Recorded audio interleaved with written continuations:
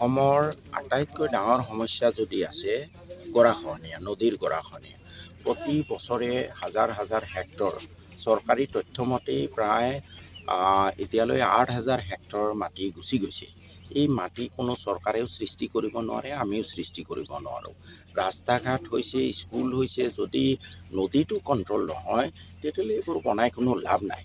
যোৱা প্ৰায় 15টা বছৰ আমি চিঞৰি আছোঁ, আগতে খালি ফ্লাড বুলি কৈছিলে, এতিয়া অকণমান চৰকাৰে আচল কথাটো বুজি পাইছে যেন লাগে যে ইৰ'জনহে মেইন প্ৰব্লেম।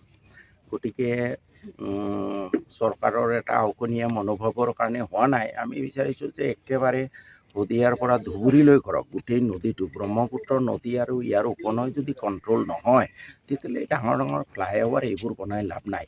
আৰু এই নদীৰ গৰাখহনীয়াৰ কাৰণে প্ৰতি বছৰে মোৰ সমষ্টিতে প্ৰায় 1000 মান পৰিয়াল ভূমিহীন হয়। তেওঁলোকে কৈ য'ত ত'ত জীৱন জীৱিকাৰ তাৰণাত আশ্ৰয় লয় আৰু তেওঁলোকক পিছত উচ্ছেদ কৰে।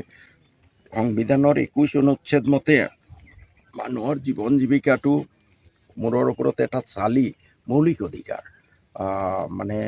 এনফৰ্চিয়েবল in a court of law'. কিন্তু চৰকাৰে গুৰুত্ব দিয়া নাই। আমি আশা কৰিছোঁ চৰকাৰৰ শুভবুদ্ধি উদয় হ'ব আৰু অতি সোনকালে এজ এ হ'ল শদিয়াৰ পৰা ধুবুৰীলৈ গোটেই নদী কণ্ট্ৰল কৰক।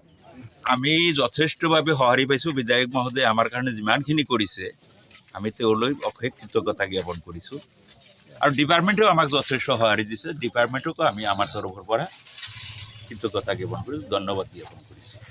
আমি এতিয়া অনুৰোধ ৰাখিছোঁ ডিপাৰ্টমেণ্ট তথা এই বিষয়ববীয়াসকলৰ লগত আমি আলোচনা কৰিছোঁ, অলপ বিধায়ককো অৱগত কৰিছোঁ।